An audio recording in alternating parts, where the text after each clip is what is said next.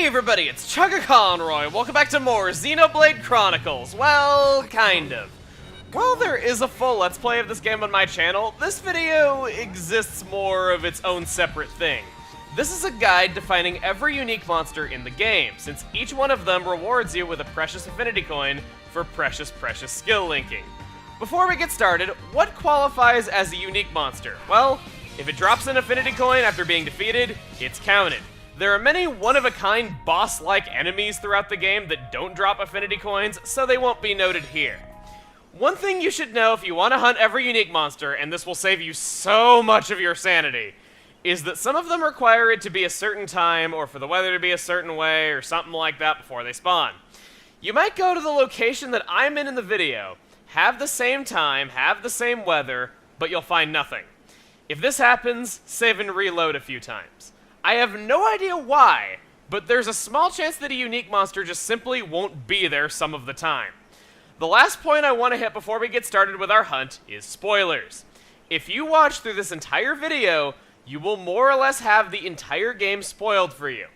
If you want to use this video as a guide to accompany you in a playthrough, there's going to be a few spoilers from the beginning.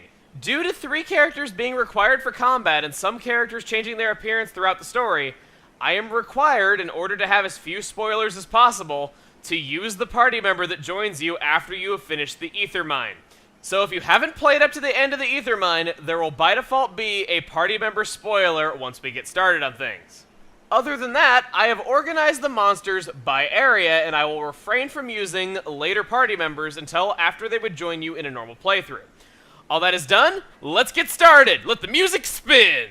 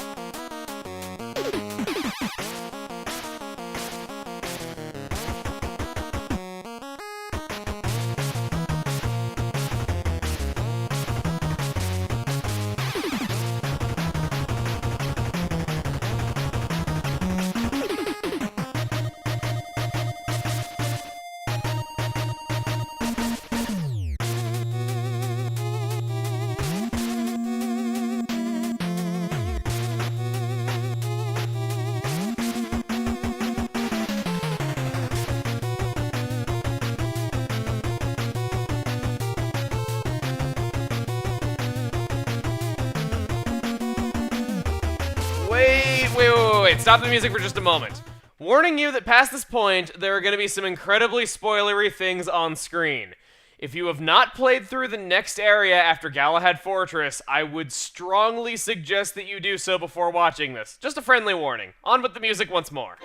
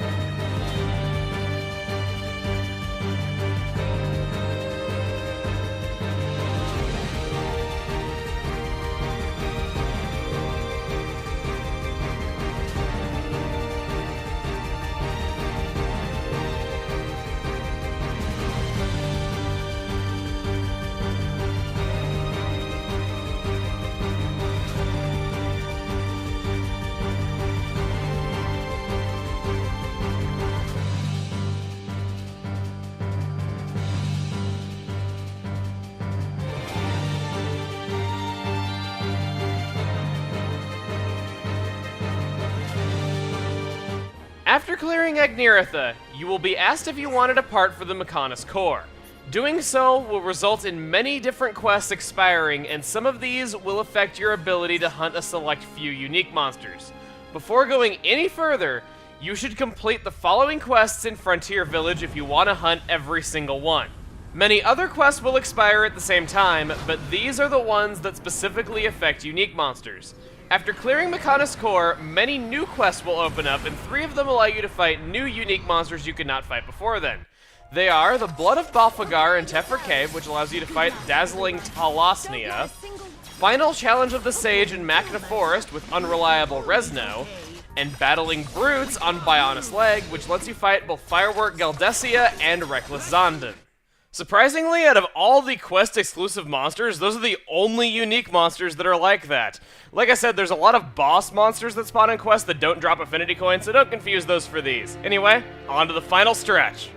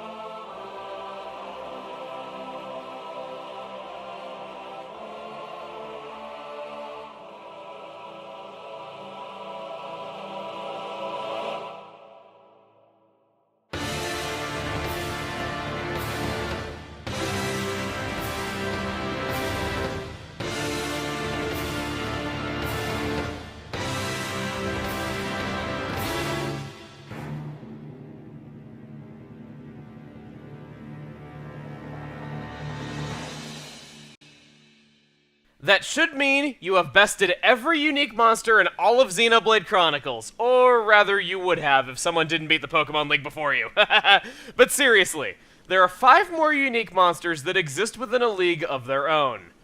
5 monsters that are level 100 or greater when the cap for your own party is 99. I want to preface these super boss fights with a few different things. First off, everyone has their own strategies for beating these guys. Over the years, I've read what other people do, what parties they use, and so on. Some might use strictly Melia, Fiora, and Charla/Ricky because ether attacks are a lot more reliable than physical attacks when fighting monsters above your level. Someone else might use Shulk, Ryan, and Dunban due to high damage output, fast party gauge building, and reliable topple arts allowing them to topple repeatedly. I will tell you straight up that topple locking is generally the accepted easiest way to do this. Some people do call it cheap, and there are people who like to see what self-imposed challenges they can beat super bosses with. I've seen runs with no topple allowed, sub-level 60 parties, no 4th or 5th skill branches allowed, and that's pretty cool. I find it very admirable that people are able to do that. But I'll be honest with you, I'm not that good. Nor am I going to claim that I'm the best player at fighting these guys. In the interest of saving time, because this video is already very long as it is, I'm going to be doing simpler strategies. I'm also acknowledging that it's very possible to win these fights very quickly if you get the party gauge up beforehand, have talent arts ready to go, and get super lucky with the duration of a chain attack. To do this, I usually see Shulk, Dunban, and Fiora as the party. Fiora has Sword Drone's 10 equipped, and at least somebody has some physical defense down gems in order to get that debuff going. But in addition to having to get lucky with the chain attack, you need to get lucky to get that debuff to even go through, because these monsters have high resistance to it. I don't plan on covering these methods any further since they're highly reliant on luck and are technically possible on all the fights, so it'd be redundant to say it every time. It's up to you what you want to do, but just so you know your options, I think now we're going to go into what you can do to prepare for a straightforward fight against these guys. I'm just going to warn you ahead of time that these preparations are going to take a few minutes because there is quite a bit that needs doing if you want to stand a chance here. First off, ultimate weapons. If you want what are generally accepted to be the ultimate weapons for each character, most enemies on Prison Island will drop these. You will see on screen right now what they are. This is all personal preference though. You might argue that some other weapon is better, and that's okay. In fact, I only use a few of these myself. Now onto the gems that you're going to be putting into your weapons. In a physical-oriented party, night vision gems of at least level 5 might as well be a must. When battling at night, it improves accuracy of physical attacks, and at this point, the highest rank possible you can get for these is 5. You can trade with Nick in Colony 6 or Scarlet in Satoral Marsh, both require 5 stars in their area, and you can just get as many as you want by trading. Speaking of fighting at night, there are many skills that are relatively inexpensive to link because they only boost stats at nighttime. Since you'll want to fight exclusively at night, these are very, very worth your time. Similarly useful are skills that boost stats, most notably agility, when fighting higher level enemies. Some other good skills are Shulk's Glorious Future, as it maxes the talent gauge when getting a vision. If you ever want to experience impossible mode, link this to Charla. Of course, there's Dunban's Critical Drain, which if you outfit a character to get critical hits all the time, your tanks will pretty much just restore their own HP faster than they can be dealt damage. Ricky has Bullseye! It has an exclamation mark, so you gotta say it with lots of enthusiasm. That's great on a physical team and increases accuracy of attacks from behind. Conversely, Melia has a skill that improves the accuracy of ether attacks if you're going out for an ether party. If you're seeing the word resist a lot when you're using ether attacks, you could probably use this. Everything else should be pretty obvious. If it helps you keep your tension up, you probably want it. If it helps you build up the party gauge quickly, you probably want that as well. Melia also has Rejection of Evil on her Passion skill branch. This reduces spike damage by 50%. Speaking of spike damage, almost every super boss has some kind of cruel spike you'll want to plan for dealing with. On that note, spike defense gems are your friend. You cannot find Spike Defense 5 Ether Crystals from any Ether Crystal deposits, so you're going hunting instead. Several monsters can drop what you need, but I suggest hunting anything you find in the third lung of Bionis Interior. Almost every regular enemy can drop smaller Spike Defense Crystals, while the 2 unique monsters here drop very big Spike Defense Crystals. Plus, it's near a skip travel landmark, so that makes grinding for them quick and easy. When crafting, most of these crystals will have 2 attributes, so I recommend using Melia's medium boost to make the quality stronger.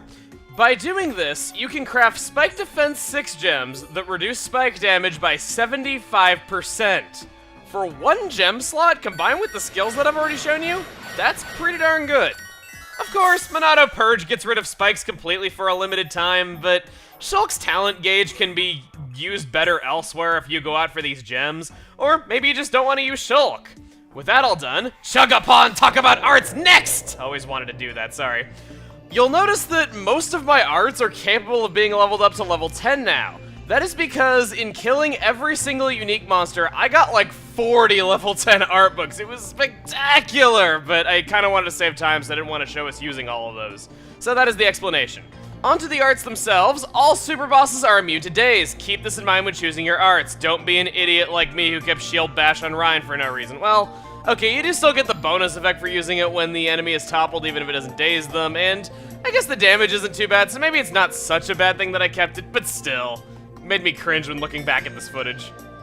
Auras like Last Stand on Ryan and Jaws of Death on Dunban are especially useful as they instant revive with a ton of HP if they die with them activated. They are indispensable if they have the aggro and you want to warn them of a vision that would kill them otherwise. It actually might not be a bad choice to give Dunban both Jaws of Death and Serene Heart, even though auras don't stack, just so you can activate the one you want when you want it. Other than that, Monado Armor is a lifesaver. If by some crazy chance you don't have Monado Shield at level 10, it's incredibly useful to do so now if you plan on using Shulk. Monado Speed might be worth leveling up finally, if only to get some slight return out of spare unspent AP. With all the preparations done, it's on to the fighting. I think it'd be a little bit too time-consuming if we individually showed fights with every single one of these, so I'm gonna save that for the last one of the bunch, because that's the one you really want to see. Right, okay. Anyway, time for the name that sparks many a flame war on many a forum, Final Marcus! As we established earlier, it's by far the weakest. As long as you're level 95 or so, it requires no special equipment or under-leveled strategies. Just so long as you have a way to deal with counter spikes, you'll be good. Funnily enough, the main point of interest I want to bring up about Final Marcus has nothing to do with him being tough, because he's not. It's the fact that many people debate as to whether or not Final Marcus counts as a super boss or not, and in fact, last time I talked about this guy in a video, I had many people arguing as to why he doesn't count as one.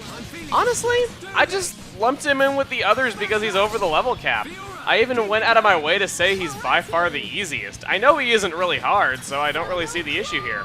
The only way this fight could really be hard is if you were very underleveled or you just didn't have a plan of dealing with spikes. Though, on that note, having a plan to deal with spikes is instrumental in taking down most of the others. And you might not want to use Monado Purge all the time in the interest of making the fight go quicker. So I highly recommend you get your Spike Defense gems now! Why do I say now? Well, the answer is Ancient Daedala. This is where things start getting a little tough. This guy has a massive range of sight that goes 360 degrees around him, and he always opens a battle with laser every time he notices you. This gives you an easy way and a normal way to beat him. Let's start with the normal. Make absolutely sure your Battlestar Affinity gets going before it sees you. This normally goes without saying, but its line of sight is insane, so you'll want to be careful. Like I said, he always opens with laser, and you should get a vision for it. And in a way, this can actually be good. Always look on the positive side. Shulk's Glorious Future skill means instant talent gauge, so I'll gladly take a free Monado armor at the start of this battle. Most of Ancient Daedala's damage comes from spike attacks, so he's not all that bad once that's taken away by gems and skills. Once that's set up, there's only two things to look out for: Vento and Crazed. Vento forces topple on everyone in front of him, and he's likely to spam arts after it. Crazed is the aura that he activates when he's almost dead, giving him strength up and haste. Essentially, it's his way of trolling you when you're fighting your first hard super boss. You're so proud of yourself for doing so well, can't believe you're really gonna win, and then nope! I know that pain all too well. Monado Purge can get rid of Crazed, and every second is precious when he has haste, so I'm usually pretty sparing with my Monado arts when the fight gets close to that point. This thing is also a Mechon. I actually forgot when recording this because it's been so long since we've had to fight a Mechon. Odds are, any anti-Mechon weapon is disgustingly obsolete for your standards by now, so the alternative is toppling or using enchant. Daedala can only be toppled during a chain attack and he's immune to daze, so party like it's Colony 9, even though no one ever liked doing that. Or, you know, use Shulk and Fiora because they can damage Mechon normally. After winning, it can drop the only level 5 night vision crystals in the game, aka the only way to craft level 6 night vision gems and have a 50% night vision with only 1 gem slot. And, of course, when I beat it, I get the worst drop of the bunch. Heat sink crystals. Really? Okay, that took a long time to go over, but don't worry. Most of what applies for this guy applies for all of them. Now that all that's out of the way, the easy way of beating this guy that I promised, and actually, most of the super bosses have something like this. You can hide behind some terrain nearby, call your allies to your side, step out from behind it, get a vision of what they're gonna do, use some sort of ranged art before the vision comes true, hide again, and repeat for about 40 minutes. Now with the strategy done, I would like to draw attention to something about this monster in particular. This is the strongest Mechon ever built. Controlled by me, Egil. Most powerful Mechon ever built, my ass, Egil. Okay. Personally, though, I like to think of Daedala as some kind of backup plan Egil had. You know, if Shulk didn't persuade him, he would have just sicked this on us. Maybe it was some ancient, super powerful, forbidden Mechon that couldn't be controlled or something. I don't know. I just kind of like tying it into the lore of this whole world like that. Third on our hit list is Despotic Arsene. Honestly, I don't consider this guy too bad. So cute, and he only has physical attacks, so if you outfit the party for dealing with physical attacks, you're already set. It has no spikes, so no spike defense gems are necessary. You can just throw the gem slots that would have gone towards spike defense into whatever else sounds good. Agility, of course, is always great. It can be inflicted with break and topple outside chain attacks, but note that it has a passive effect to stay toppled for less time. Much like Daedala, it has an aura that it activates at 30% health, but this one is not crazed, instead it's awakening. This makes it so it gains a few levels in the middle of a battle, granting it slightly higher stats. It doesn't go on long, and honestly, I prefer this to crazed. One thing I find really cool is that it's surrounded by other smaller bunyas that present absolutely no threat whatsoever. This is interesting because of Dunban's Demon Slayer. When killing a monster with it, it forces topple on all the other monsters in battle. I don't personally use this strategy here, but it can be fun. That's all there is to it, so can I just take a few moments to say how absolutely hilarious that this tiny little adorable bunya is more powerful than God. Seriously, imagine all the merchants that walk through Satoral Marsh and have to run for their lives to get away from this adorable little thing and are legitimately terrified of it. Heck, imagine Zanza himself being terrified of this thing. Maybe it kills them with their cuteness. It could happen. Oh, and this fight is the only source for critical up 5 crystals anywhere in the world, so if you want critical up 6 gems, you'll need to steal from this thing or fight it repeatedly. Fourth is Blizzard Belgazas. And yeah, you're reading that right. Level 114. But believe it or not, I don't find this guy too bad either. Well, okay. I don't find him too bad in certain conditions. Make absolutely sure when you fight him that the weather is clear. We'll get to why this is important in a moment. Believe it or not, this monster's agility is low. Like, really low. To the point where you might not even have to worry about agility yourself and can just use gem slots on other things. He has a ruthlessly strong topple spike, but honestly, just stick spike defense gems on everyone and it won't be in any trouble. Like the others, at 30% health, Crazed Aura happens. Since I don't think I've mentioned this before, note that Crazed causes immunity to topple. I learned this the hard way, as you can see right here. Anyway though, back to the weather. He is true to his name in getting huge buffs in blizzards, as this causes most of his arts to gain entirely new bonus effects. Rex Poison does double damage in blizzards. Rex Roar inflicts pierce in blizzards. And Rex Gore inflicts instant death in blizzards. The worst thing of all is having a fight that's going so well, and then BAM! It all gets blown away by a stupid blizzard that had to appear at random. Or you can be like me and overcome the blizzard and win anyway! You hear that, Blizzard? You try to interrupt our battle and bring me down, but even your howling winds could not stop the unstoppable force that is my determination! Okay, I feel better. But seriously, that is the best failing ever. And now that that's got my blood pumping, the last is Avalanche Albatro, the most powerful enemy in this world. Level 120. It appears on 3-Stage Summit only during blizzards. The biggest thing you should know before going in, it has an instant death counter spike. I forgot all about this when rushing in, and you can see how long I lasted. I don't even think he knew I existed until after I was dead. Sounds like a Forever Alone joke, actually, out of context. Anyway, let's not be depressing on that subject. Divine Protect is your friend. You can craft Divine Protect 6 gems that give 100% resistance to instant death. The crystals to make these with are found in the Forgotten Cave in Tefra Cave and are dropped by the Bunnivs that live there. Other than that, it can force Topple, so Topple Resist can be good. The Envy and Gluttony Goggles near Ragwell Bridge and Bionis Leg drop the crystals for this. They can potentially make a level 6 gem with a 100% chance of resisting Topple. Lots and lots of Topple talk here, so let's talk about toppling it. It can only be toppled during a chain attack and has that topple reduction effect the Despotic Arsene had. Now for the auras. Whew, the auras. Yes, that's plural. At 70% health, it becomes Crazed. At 30% health, it gets Awakening. As for my setup, I gave Shulk Minato Abyss when I've used the Rudra elsewhere. It's just personal preference, this is just what I did. Shulk also has the Glory Gauntlets, the only non-Fiora armor in the game that grants haste. These are dropped by various late-game unique monsters, and I just happen to have a pair on hand. Everything else is what you would expect. Double attack, night vision, agility, divine protect. I know that some people might argue that I don't have what they consider to be the best weapons, and some might argue that I could optimize my armor a little bit better than I have, but I think this is pretty darn good, and I think this will work.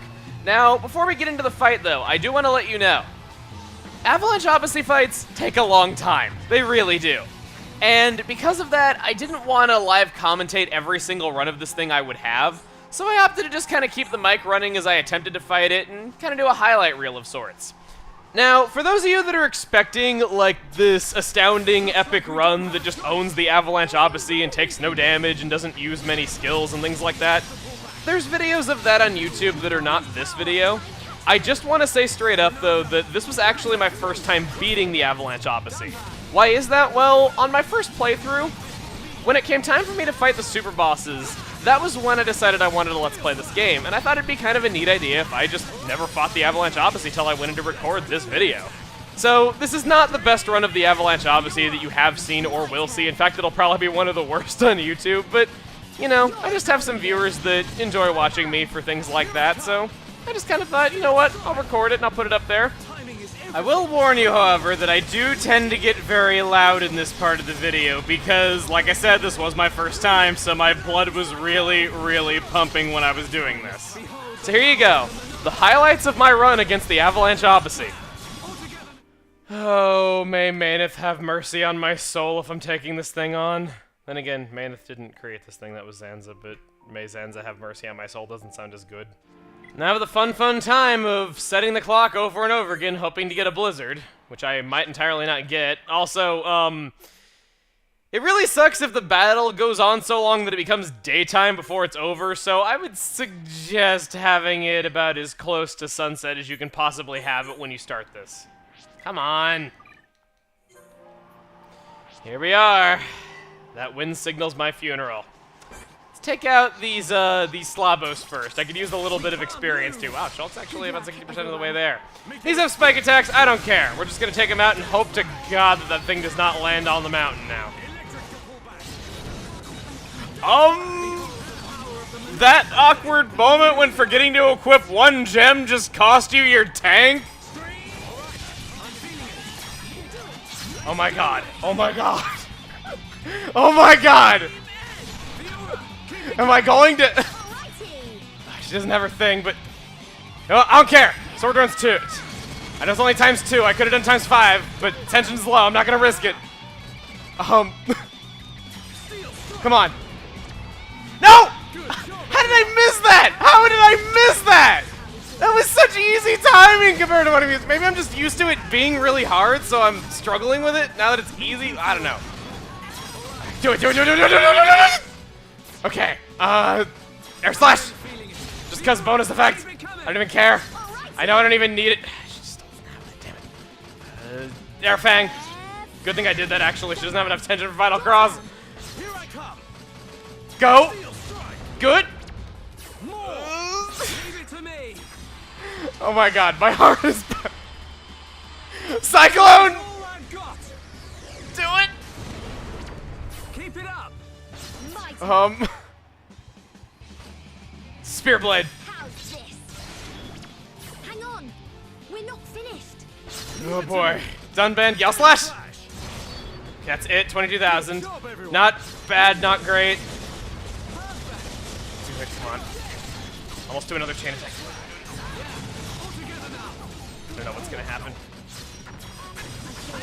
Dunban is down. Friggin' Topple versus not activating. Crap, crap, crap, crap, crap, crap, crap, crap, crap! Come on. Okay, Dunban has the aggro. That's good. Get my Monado armor. I'll wait on using it though. This is like 12 seconds. It could. Oh boy. Okay, let's delay this a little bit. I have 158 HP, man. Let's go. Do not miss whatever you do. Do not miss. Thank you. Good job, everyone. We did it. Armor. Heal. Okay. Alright, here it comes. Question is if Shulk can survive this. I don't know. I can get revived though, but I don't know if the tension drop will.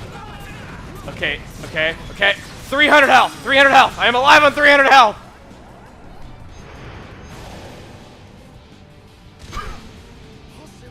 I can't even like talk straight right now. I'm sorry. I know my commentary is terrible, but I can't help it. Okay, I'm sorry. I don't want to lose this. I'm gonna play it safe. I know I could wait for a higher multiplier on that, but I am not trusting luck. I was right to do that because I got the topple. Get another topple. I'm gonna take a chance. I got like 13 seconds till that vision comes true. We're gonna do Cyclone, buy myself a little bit of time. Yes! Oh god, I thought I missed that. Do it. Sword drones times 4! They didn't do as much as I thought it would. Hang on. Crap. We're not finished. Go for your talent art, Dunban. Against the odds? We choose to fight? It's still not done. Oh my god. Here comes. Backslash! Wow.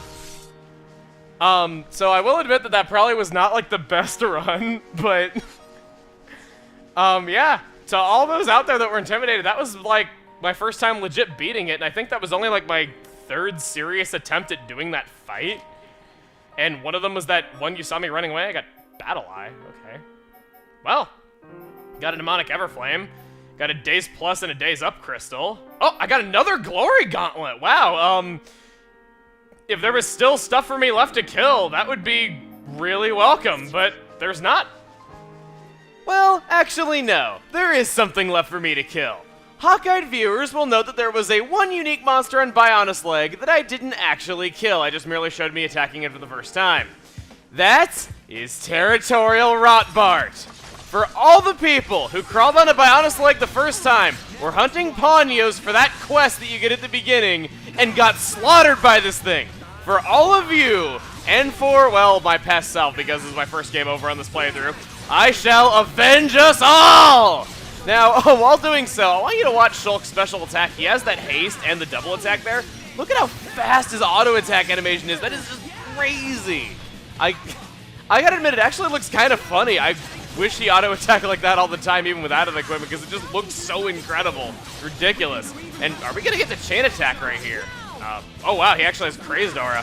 What's up, Territorial Rotbart? Do you think you're a super boss activating Craze at 30% like that? Oh, well, you know what? You're not one of those. And even if you were, I bested the Avalanche frickin' Odyssey. You don't stand a chance against me. Die! We win! And with that, I have every affinity coin in the game except those from getting to level 99.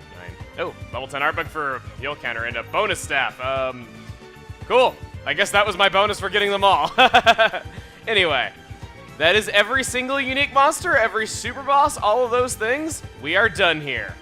Next time on Xenoblade Chronicles. Even though this wasn't really a part of my main Let's Play, I guess I'm doing this outro anyway. Next time on Xenoblade Chronicles. We're going to be wrapping up all other things. See you guys then.